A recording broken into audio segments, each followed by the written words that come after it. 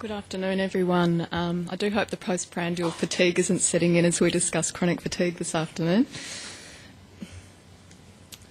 Okay, chronic fatigue and fibromyalgia both remain fairly poorly understood in their causation in the general medical profession and largely remain a diagnosis of exclusion. There's currently no set assay or pathological finding that is diagnostic of CFS, and we know that it is multifactorial. There's unfortunately no Australian studies in incidence of CFS at this point in time, although there's a number of US studies that have been done over the last 10 years. In 1999, they surveyed nearly 30,000 people drawn from a racially and socio-economically diverse inner city area of Chicago. And the CFS prevalence there was 422 per 100,000. That was using the Fakada research definition of CFS in its criteria. A US review in 2006 of fibromyalgia prevalence, this was a very large study, 62,000 patients over a 5-year period between 1997 and 2002. So there were 2,595 cases, or a 4.2% occurrence rate. Females were 1.64 times more likely to have fibromyalgia in the review compared with males. Fibromyalgia patients, interestingly, were 2.14 to 7 times more likely to have other comorbid conditions, including depression, anxiety, frequent headaches, chronic fatigue syndrome, irritable bowel syndrome, as well as the autoimmune conditions rheumatoid arthritis and lupus. Chronic fatigue is a multisystemic disease. Most classifications systems include a number of symptoms, including severe physical and mental exhaustion unrelieved by rest.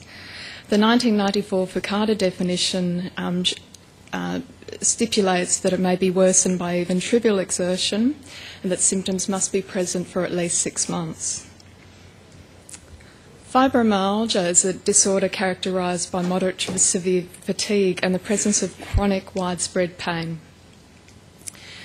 This includes tactile allodynia with tenderness at 11 or more of 18 specific tender point sites, and sometimes needle-like tingling of the skin is also described by fibromyalgia patients.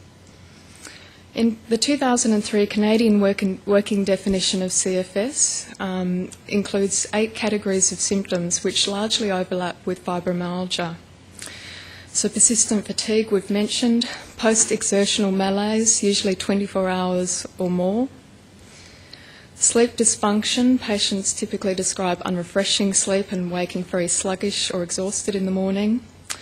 Pain, often widespread and migratory in nature, including muscle pain, which we know as myalgia, and sometimes joint pain as well, quite often.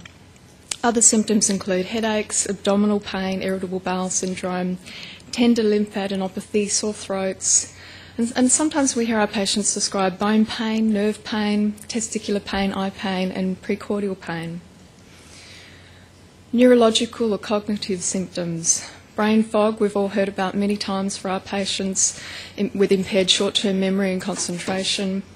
Sensory and perceptual disturbances, including spatial instability, ataxia, muscle weakness and twitching, light and noise sensitivity, and hypersensitivity to emotional overload and anxiety. Autonomic manifestations, postural hypertension is very common. POTS, postural orthostatic tachycardia syndrome, which has been studied at the Baker Institute at the Alfred in Melbourne. Palpitations, exertional dyspnea, and sometimes perceived pain on breathing. Sometimes we also see pallor, urinary frequency, symptomatic hypoglycemia, including nausea, and IBS.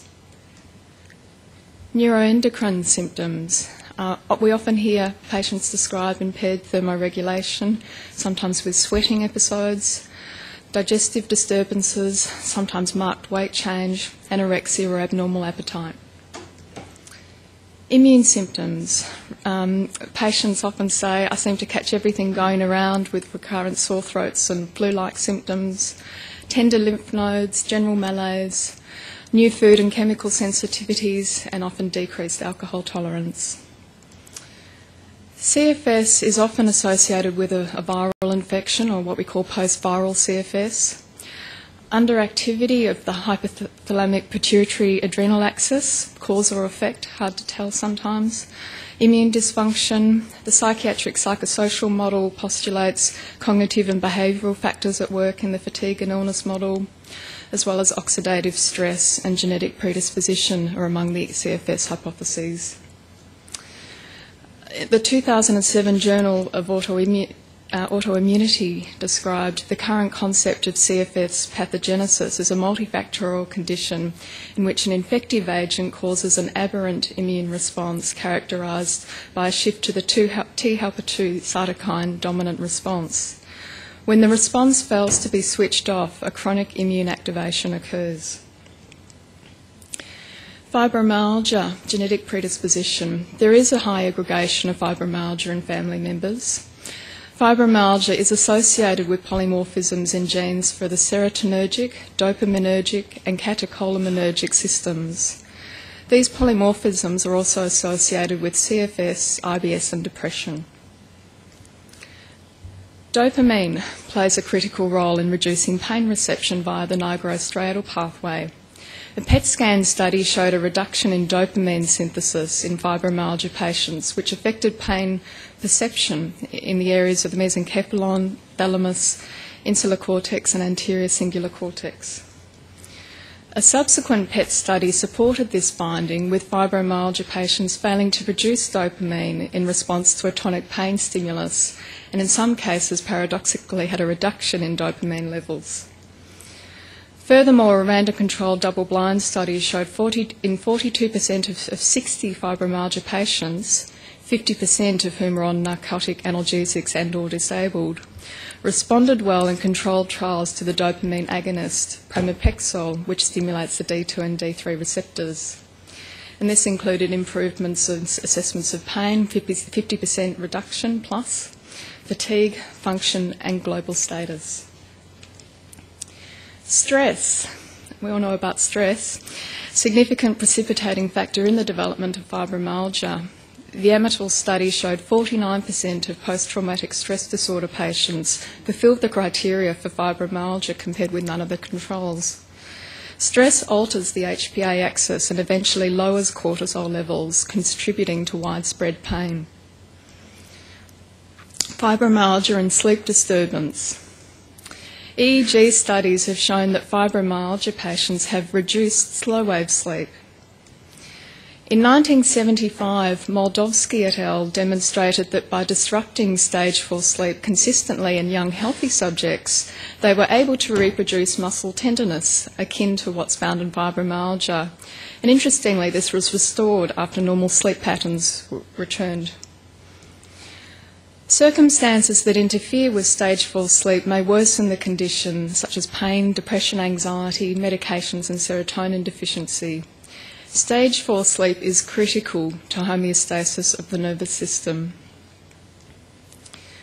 Pain triggers the release of the neuropeptide substance P in the spinal cord.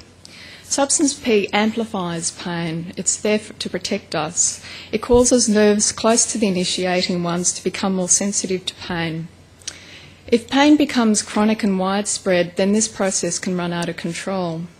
And the sleep disturbance hypothesis suggests that deep sleep is critical to reset the substance P mechanism. Fibromyalgia and pain regulation. Studies examining pain regulatory systems show that fibromyalgia patients have a dysregulation of diffuse noxious inhibitory control, an exaggerated wind-up response to repetitive stimulation, and interestingly, an absence of exercise-induced analgesic response. Multiple neuroendocrine disruption in fibromyalgia. Multiple changes are proposed to stem from chronic overactivity of the corticotropin-releasing hormones neurons. This causes HPA axis disruption, which increases hypothalamic somatostatin secretion, and this in turn inhibits secretion of multiple hormones. Changes include low cortisol levels, hyperreactivity of the adrenocorticotropin release in response to challenge, and glucocorticoid feedback resistance.